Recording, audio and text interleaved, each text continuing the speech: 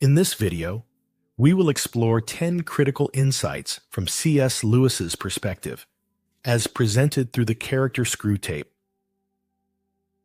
Our focus will be on understanding the nuanced aspects of spiritual life, including the nature of human existence, the dynamics of divine interaction, and strategies of spiritual opposition.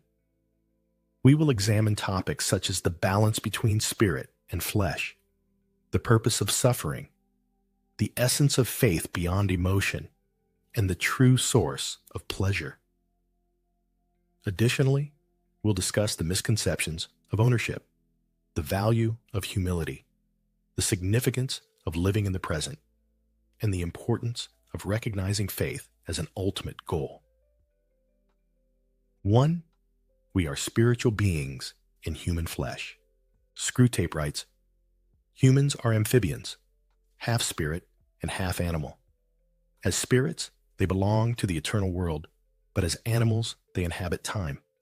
This means that while their spirit can be directed to an eternal object, their bodies, passions, and imaginations are in continual change, for to be in time means to change. Their nearest approach to constancy, therefore, is undulation, the repeated return to a level from which they repeatedly fall back, a series of troughs and peaks."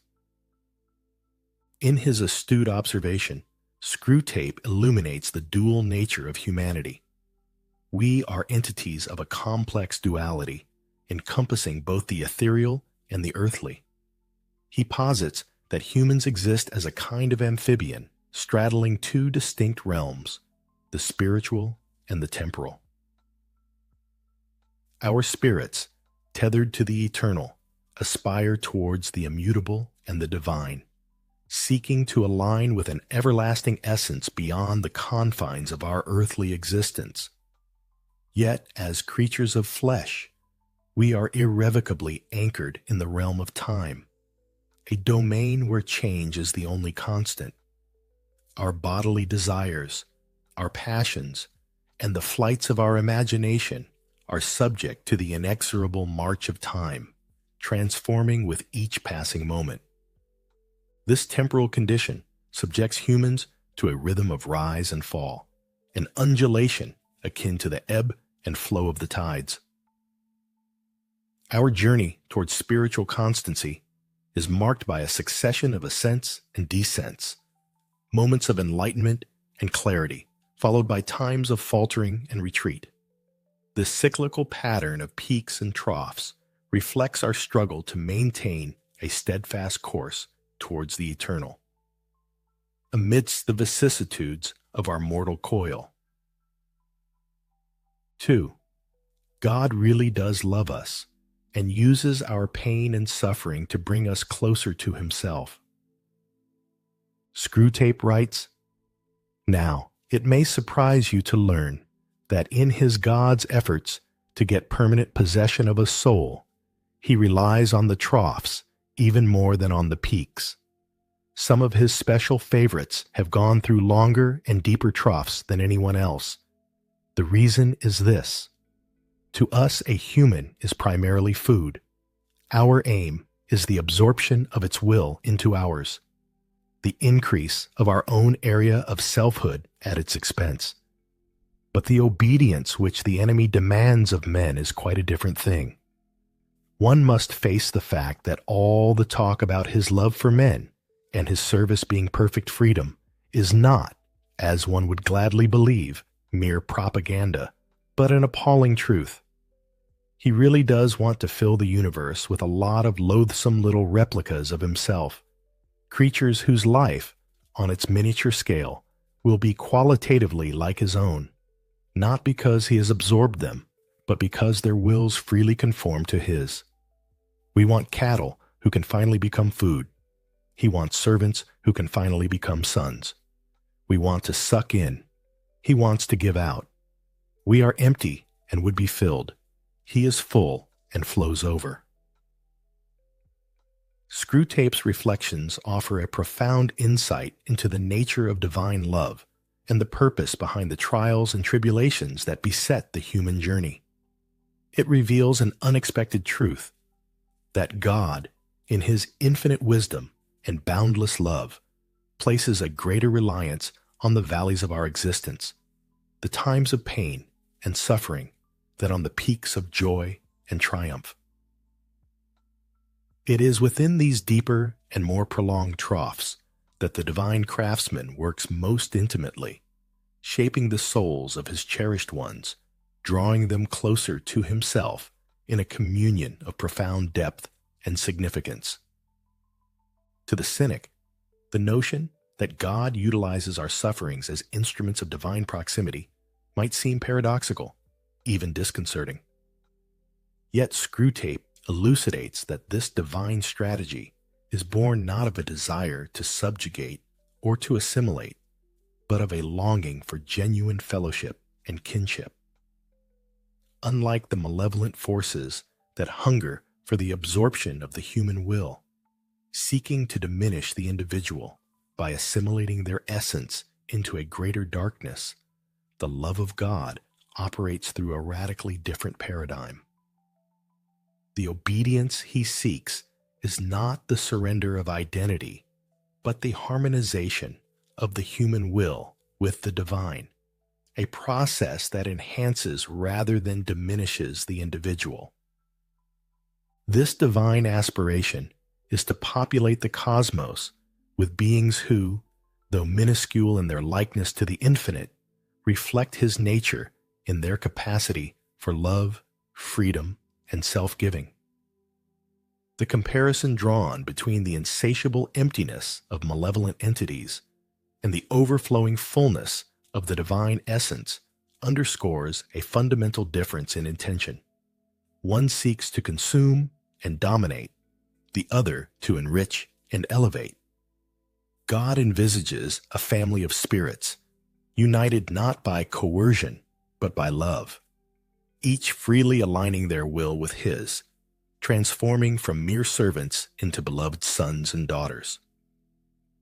In this light, our sufferings and sorrows are not merely burdens to be borne, but are, paradoxically, gifts that draw us into closer intimacy with the divine. Through these experiences, we are invited to share in the very life of God, to partake in a reality that transcends our temporal afflictions, and to find in our Creator not only refuge but kinship, as we journey towards becoming reflections of his infinite love and goodness. 3. We are called to live by faith, not by our feelings. Screwtape writes, "Whenever they, humans, are attending to the enemy himself, God, we are defeated, but there are ways of preventing them from doing so. The simplest is to turn their gaze away from him towards themselves. Keep them watching their own minds and trying to produce feelings there by the action of their own wills. When they meant to ask him for charity, let them instead start trying to manufacture charitable feelings for themselves and not notice that this is what they are doing. When they meant to pray for courage, let them really be trying to feel brave. When they say they are praying for forgiveness, let them be trying to feel forgiven. Teach them to estimate the value of each prayer by their success in producing the desired feeling. And never let them suspect how much success or failure of that kind depends on whether they are well or ill, fresh or tired at the moment.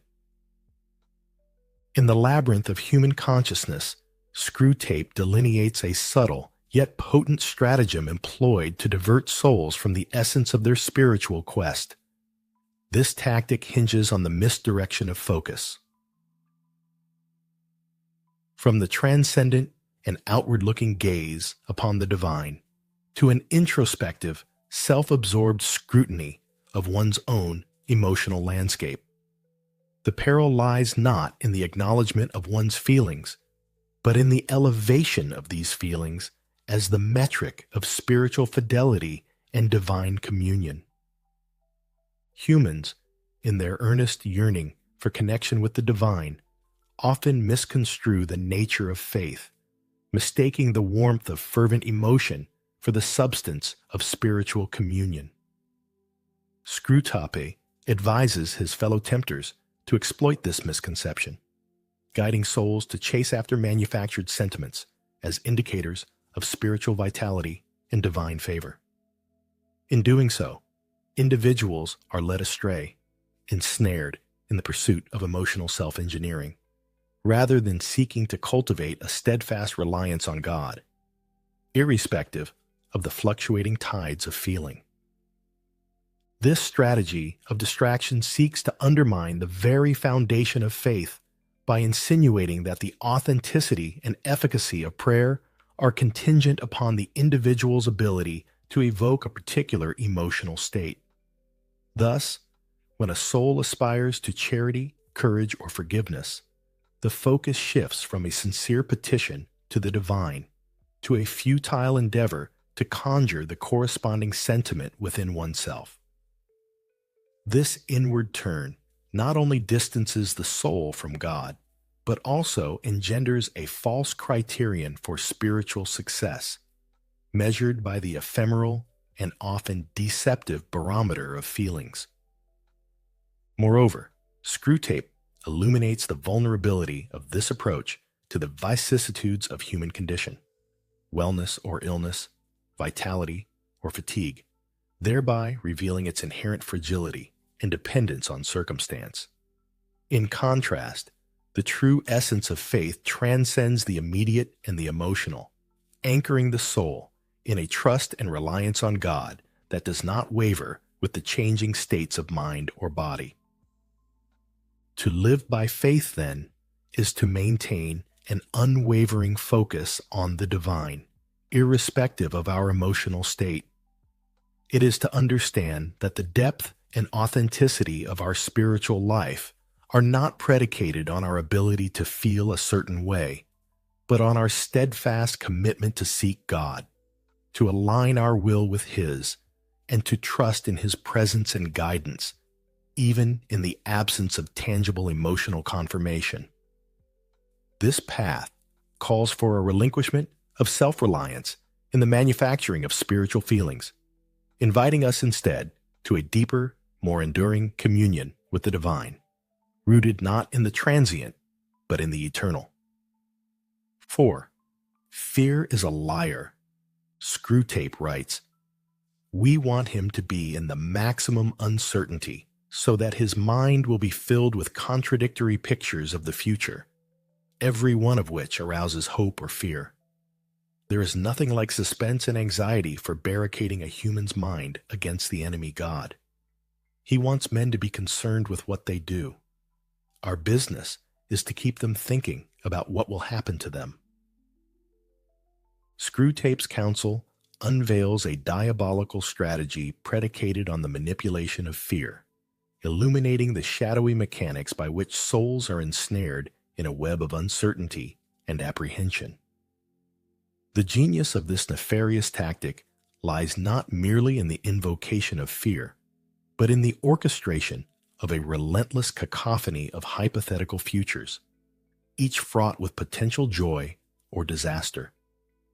This maelstrom of conflicting possibilities serves to entangle the human mind in a perpetual state of suspense and anxiety, effectively constructing an impenetrable barrier against divine truth and guidance. The crux of this strategy is to divert the human focus from the present, where actions and choices forge the path of one's spiritual journey towards an obsessive preoccupation with the unknown and the uncontrollable aspects of the future. By fostering an environment where the soul is perpetually haunted by the specter of what might occur, Screwtape and his ilk achieve a twofold objective. Not only do they immobilize the individual with paralysis by analysis, but they also estrange the soul from the comforting embrace of the divine, who calls his followers to live in the trust and surrender of the moment. In stark contrast to this scheme of distraction and disquiet, the divine entreaty calls for a focus on the immediacy of action and the living out of one's faith through deeds and choices grounded in the present. This divine perspective champions a liberation from the tyranny of hypothetical futures, advocating for a serene trust in God's providence and guidance. It is a call to anchor one's life in the certainties of divine promises and the actionable aspects of faith, rather than in the quicksand of speculative anxieties. Fear, as characterized by Screwtape, emerges not as a mere emotion, but as a weaponized lie, a tool wielded with precision to sow discord and division between the soul and its maker. It is a smokescreen designed to obscure the luminous truth of God's unwavering presence and the inherent strength endowed to each individual to navigate the challenges of life with courage and faith. To dismantle the lies of fear, then, is to reclaim the sovereignty of the present moment, to focus on the concrete reality of God's love and commandments, and to engage in the sacred task of living out one's faith with conviction and purpose. It is a defiant affirmation of trust over trepidation, of action over inertia, and of divine truth over the shadows of doubt. In this light, the soul finds its fortress not in the elusive certainties of the future, but in the steadfast love and guidance of the eternal, whose perfect love casts out all fear. 5. God is the source of all good. Screwtape writes, "You are much more likely to make your man a sound drunkard by pressing drink on him as an anodyne when he is dull and weary than by encouraging him to use it as a means of merriment among his friends when he is happy and expansive." Never forget that when we are dealing with any pleasure in its healthy and normal and satisfying form, we are, in a sense, on the enemy's ground. I know we have won many a soul through pleasure. All the same, it is his invention, not ours. He made the pleasures. All our research so far has not enabled us to produce one. All we can do is to encourage the humans to take the pleasures which our enemy has produced, at times, or in ways, or in degrees, which he has forbidden. Screwtape's musings cast a revealing light on the profound yet often overlooked truth that every genuine delight and pleasure, in its pure and unadulterated form, is a reflection of the divine essence. It is an affirmation that all that is truly good, joyful, and fulfilling in the world originates not from the shadows of temptation, but from the boundless creativity and benevolence of God Himself. The Creator, in His infinite wisdom and love, has imbued the fabric of creation with an array of pleasures, each designed to enrich the human experience and to draw souls closer to the beauty and goodness that emanate from His being.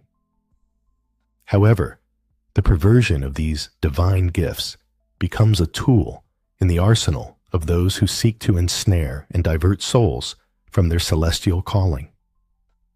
Screwtape reveals the tactical manipulation of pleasure, not as an instrument of joy and communion, but as a means of entrapment. The strategy is insidious: to take what is inherently good and to twist its purpose and use, leading humans away from the moderation, gratitude, and mindfulness with which these gifts were intended to be received. This manipulation seeks to detach pleasure from its divine source and purpose, encouraging an indulgence that is disconnected from the context of love, community, and moral boundaries established by the Creator. By promoting the misuse of pleasure, whether through excess, inopportune timing, or inappropriate contexts, the malevolent forces aim to mire souls in a quagmire of fleeting satisfaction and spiritual emptiness, obscuring the true origin and aim of these divine endowments. Yet within Screwtape's admission lies a hidden encouragement for those who seek to navigate the complexities of earthly existence with integrity and purpose. It serves as a reminder that the enjoyment of life's pleasures, when embraced within the parameters of divine intention, is not only permissible but desirable. It underscores the reality that true joy is found not in the perversion of pleasure, but in its appreciation as a gift from God, meant to enhance our lives, foster genuine connections, and lead us back to the giver of all good things. Thus, the challenge for humanity is to discern the proper use and enjoyment of the pleasures bestowed upon us, to recognize them as echoes of the divine generosity, and to allow them to elevate our hearts and minds in gratitude and reverence towards the source of all that is good. In doing so, we reclaim the beauty of pleasure from the clutches of manipulation, and we celebrate it as a testament to the goodness and love of God, who desires our ultimate joy and fulfillment. 6. We cannot rightly claim anything as our own. Screwtape writes, "Men are not angered by mere misfortune, but by misfortune conceived as injury. And the sense of injury depends on the feeling that a legitimate claim has been denied. The more claims on life, therefore, that your patient can be induced to make, the more often he will feel injured, and as a result, ill-tempered. You must therefore zealously guard in his mind the curious assumption, my time is my own. Let him have the feeling that he starts each day as the lawful possessor of 24 hours. Through the cunning voice of Screwtape, we are ushered into a reflection on the profound illusion of possession that entangles the human heart. The suggestion that misfortune stirs anger not in its own right, but when perceived as an infringement upon one's perceived entitlements, unveils a deep-seated vulnerability within the human psyche. This vulnerability lies in the erroneous belief that we hold sovereign ownership over certain aspects of our existence, be it time, possessions, or even our very selves. This belief, as insidious as it is widespread, becomes a fertile ground for discontent, bitterness, and strife. The admonition to cultivate in the human mind the notion that my time is my own serves as a strategic ploy to isolate the individual from the broader tapestry of communal and divine interdependence. It instills a false sense of autonomy and entitlement, leading to frustration and anger when the inevitable vicissitudes of life disrupt this perceived dominion. This mindset traps individuals in a cycle of grievance and disillusionment, as the myriad uncontrollable factors that impinge upon our lives are construed as personal affronts, rather than as facets of the shared human experience. Yet, in the wisdom of this portrayal lies a subtle invitation to embrace a more liberating perspective. By relinquishing the fallacy of ownership over our time and possessions, we open ourselves to a deeper recognition of our fundamental interdependence and the grace that sustains our every moment. This shift in perspective frees us from the shackles of entitlement and resentment, allowing us to live with a sense of gratitude and openness to the unfolding of life's mysteries. To understand that nothing we claim as our own truly belongs to us is not to embrace nihilism or passivity, but to acknowledge the transient and gift-like nature of existence. It invites us to hold lightly to the things of this world, to cherish and steward them without attachment or avarice. In doing so, we align ourselves more closely with the divine economy of generosity and love, in which all things are given and received as manifestations of grace. This realization beckons us to a life marked not by grasping and grievance, but by gratitude and generosity. In the relinquishment of our illusory claims, we discover the freedom to love more fully, to give more freely, and to participate more deeply in the joyous communion that binds all creation. In this light, the very notion of possession is transformed from a source of strife to a call to stewardship and service, reflecting the boundless generosity of the Creator, from whom all blessings flow. 7. Humbling ourselves leads to greater love for ourselves and others. Screwtape writes, "To anticipate the enemy's God's strategy, we must consider his aims. The enemy wants to bring the man to a state of mind in which he could design the best cathedral in the world, and know it to be the best, and rejoice in the fact without being any more or less or otherwise glad at having done it than he would be if it had been done by another. He wants to kill their animal self-love as soon as possible. But it is his long-term policy, I fear, to restore to them a new kind of self-love, a charity and gratitude for all selves, including their own. When they have really learned to love their neighbors as themselves, they will be allowed to love themselves as their neighbors. For we must never forget what is the most repellent and inexplicable trait in our enemy. He really loves the hairless bipeds he has created and always gives back to them with his right hand what he has taken away with his left.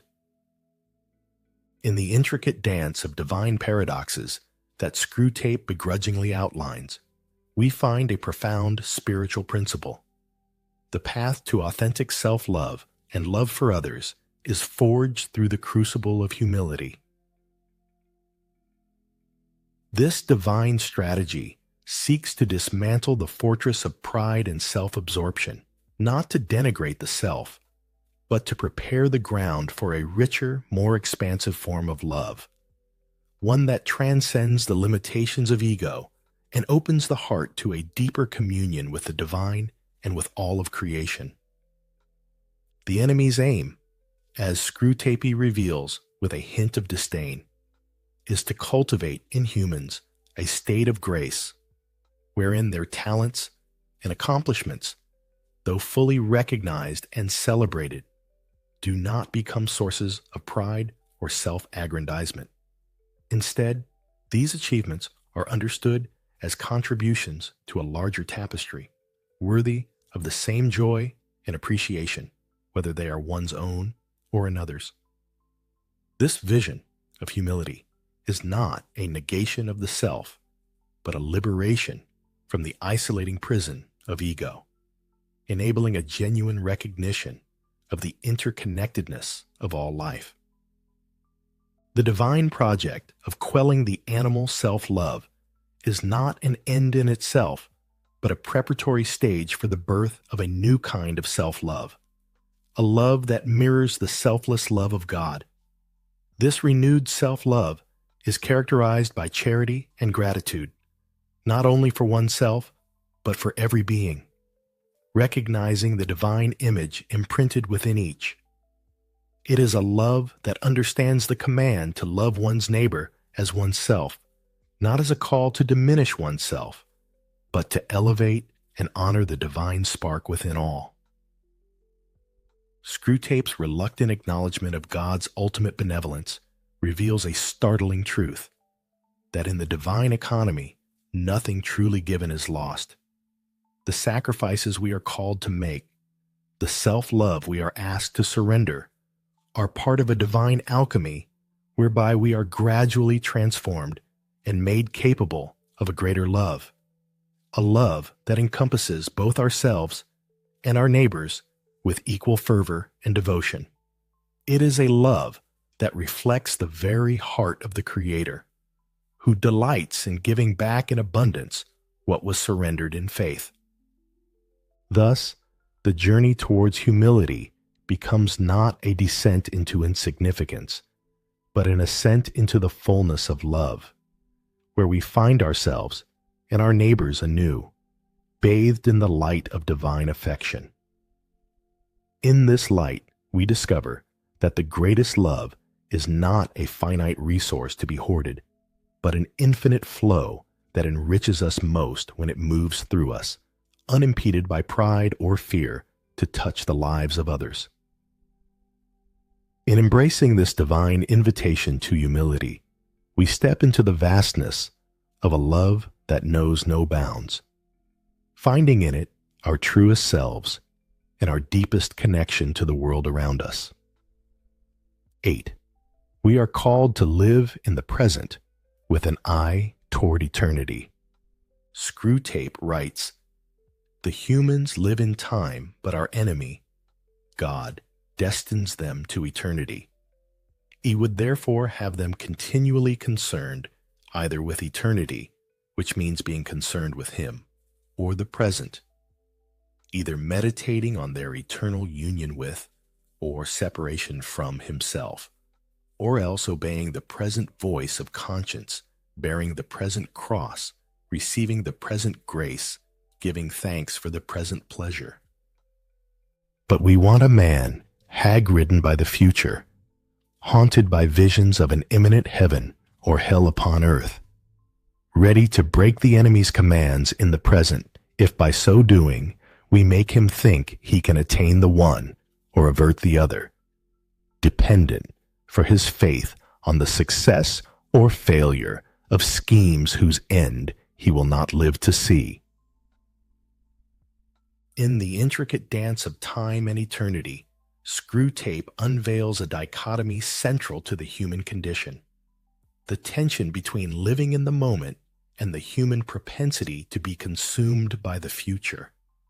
Through this insight, we are invited to ponder a profound spiritual principle: that our existence, while unfolding in the temporal realm, is ultimately oriented towards an eternal destiny. The counsel to focus on the present, infused with an awareness of eternity, is not a call to disregard the future, but to anchor our lives in a deeper reality that transcends temporal concerns. The directive to be continually concerned either with eternity or the present reflects a vision of life where every moment is imbued with eternal significance. This perspective encourages a mode of living that is deeply present to the immediate demands of conscience, to the crosses we are called to bear, to the grace that is offered here and now, and to the simple joys that dot the landscape of our daily existence. Such a stance fosters an intimacy with the divine, where the soul is attuned to the whisperings of eternity in the midst of the temporal, leading to a life marked by spiritual depth, gratitude, and purpose.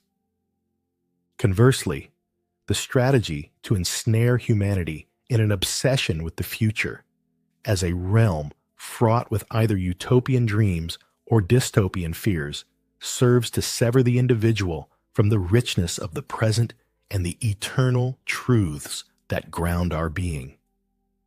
This fixation not only distracts from the divine invitation to cultivate a relationship with God in the here and now, but also engenders a state of perpetual anxiety, where the soul is alienated from the peace and guidance that flow from living in communion with the eternal.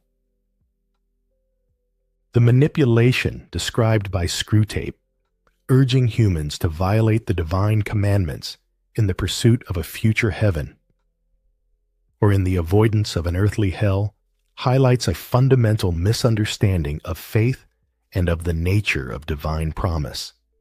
True faith is not contingent upon the outcomes of human schemes, nor is it a bargaining chip in the quest for temporal security or success.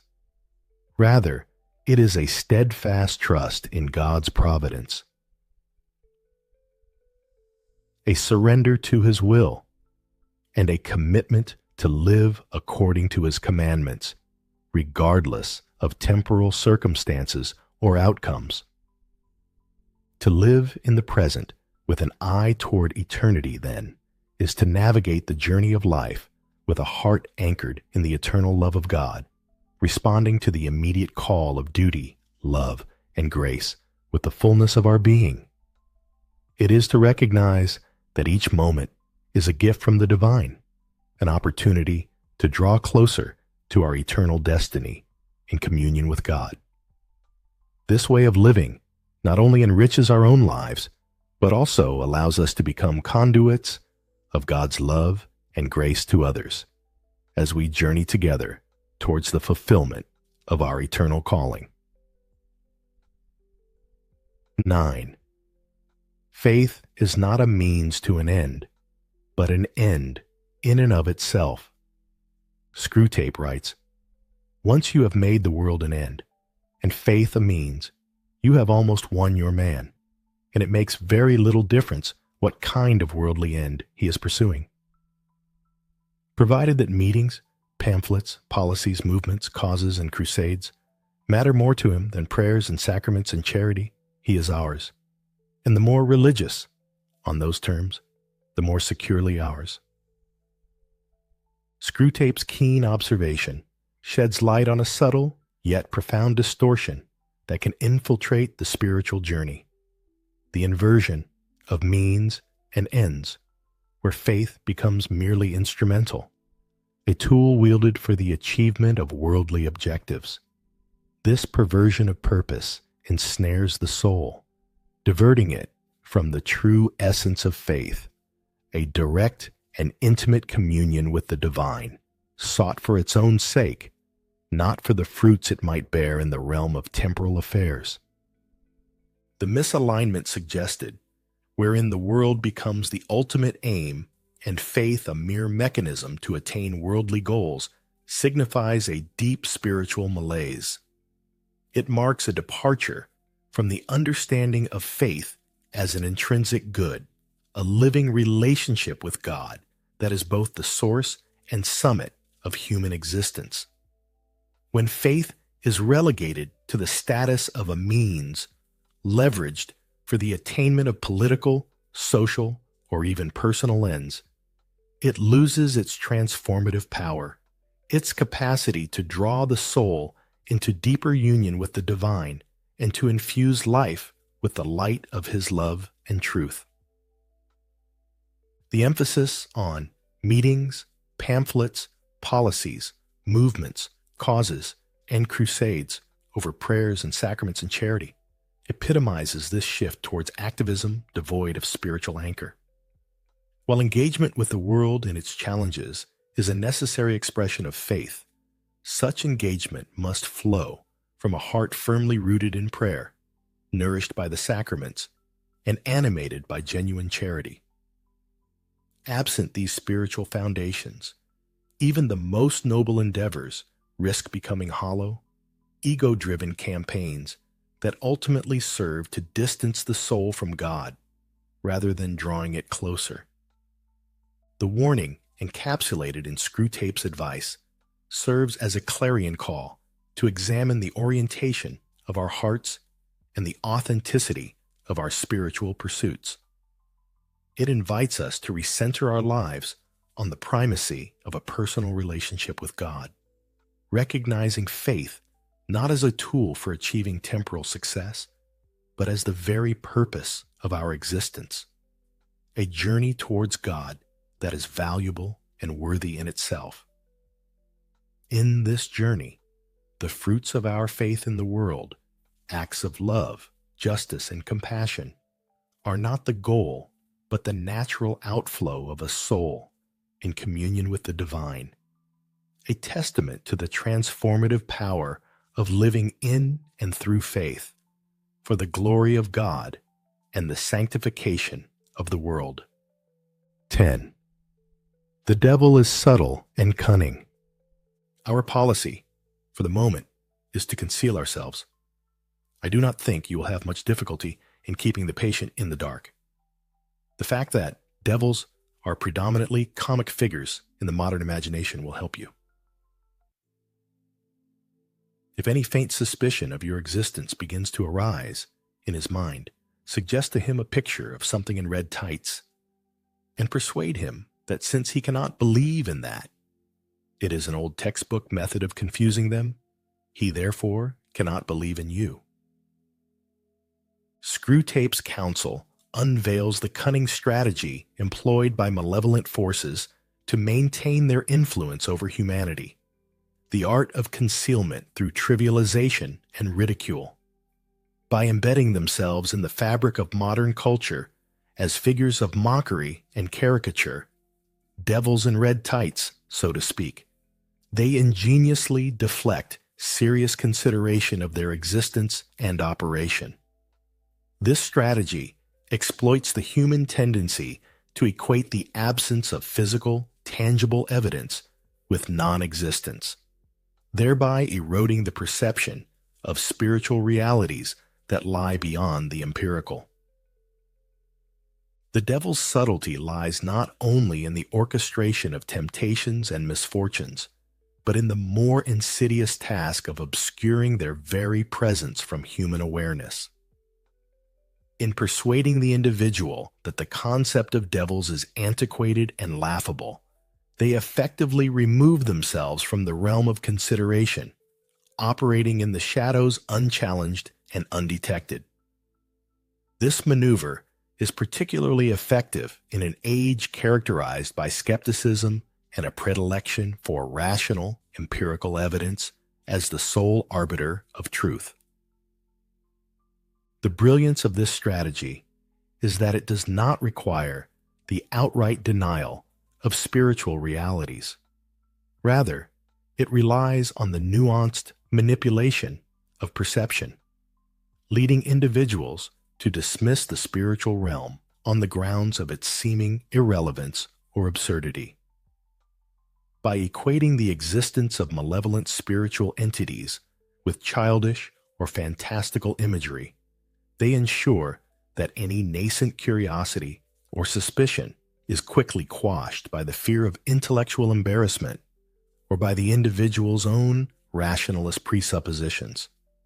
Yet this very subtlety serves as a stark reminder of the complexity and depth of the spiritual battleground in which humanity finds itself. It calls for a discernment that transcends the limitations of the visible and tangible, urging us to remain vigilant and aware of the myriad ways in which spiritual forces influence the tapestry of our lives. Recognizing the subtlety and cunning of these forces compels us to arm ourselves with wisdom, faith, and a deepened awareness of the spiritual dimensions of existence. In navigating this landscape, we are reminded that the battle is not fought solely within the confines of human reasoning and empirical evidence, but within the deeper realms of the spirit. It is here, in the cultivation of a rich spiritual life grounded in prayer, sacrament, and scripture, that we find the strength and insight to discern the subtle workings of both good and evil, and to choose, with grace and courage, the path that leads towards light, truth, and ultimate communion with the divine. As we conclude our exploration of these 10 insightful reflections drawn from the wisdom of C.S. Lewis through Screwtape, I hope you found depth and meaning in our journey together. If this video resonated with you and you appreciate delving into the complexities of spiritual and moral understanding, please consider showing your support by liking this video and subscribing to the channel. Your engagement helps us to continue creating content that enriches and inspires. For those who are particularly moved by what we've discussed and wish to dive even deeper, I invite you to become a member of our community. Members will receive an exclusive ebook next month, expanding on the themes we've explored today and offering further food for thought on your spiritual journey. Don't forget to check the links in the description below for more resources and ways to engage with our content. Your support and curiosity mean the world to us, and we're excited to continue this journey together, exploring the profound insights that literature and philosophy offer to our lives. Thank you for watching, and we hope to see you again soon.